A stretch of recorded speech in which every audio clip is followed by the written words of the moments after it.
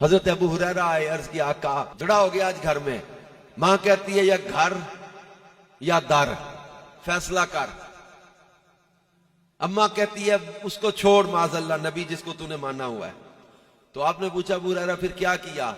عرض کیا حضور گھر تو اور بھی بن جائیں گے، در اور کوئی نہیں. در کیسے چھوڑ دوں، آپ کو کیسے چھوڑ دوں؟ پھر گھر چھوڑ کے آ گیا ہوں. پھر ابو ہریرہ رو کیوں رہا ہے، اداس کیوں ہے؟ عرض کیا آقا میری ماں بیمار ہے، ضعیف ہے، بوڑھی ہے، سوچ رہا ہوں ماں کو آج کھانا کون کھلائے گا، خدمت کون کرے گا. ابو ہریرہ گھر چھوڑ بھی آیا ہے، اداس بھی بیٹھا، اب چاہتا کیا ہے؟ عرض کیا آقا میری ماں کے لیے آپ ہاتھ نہیں اٹھا دیتے، ہاتھ نہیں اٹھا دیتے، میری ماں آپ کو گالیاں ہی نہ دے. آپ پر ایمان لے آئے، رحمت جوش میں آئی. آتا ہے فقیروں پہ انہیں پیار کچھ ایسا، خود بھیک دیں اور خود کہیں منگتوں کا بھلا ہو. ہاتھ اٹھا دیا ابو ہریرہ کی ماں کے لیے، اللہ ابو ہریرہ کی ماں کو ہدایت دے دے. حضرت ابو ہریرہ اٹھے اور دوڑے گھر کی طرف.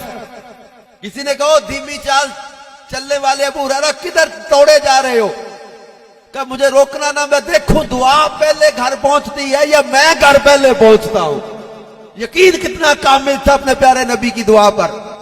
گھر پہنچے، دروازہ کھٹکھٹایا، اندر سے پانی کے گرنے کی آواز آ رہی ہے. کہ ابو ہریرہ ٹھہر جا، دروازہ کھولتی ہوں.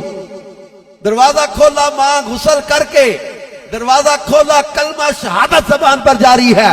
اور کہا ماں تھوڑی دیر پہلے تو اسی کلمے والے کو گالیاں دے رہی تھی.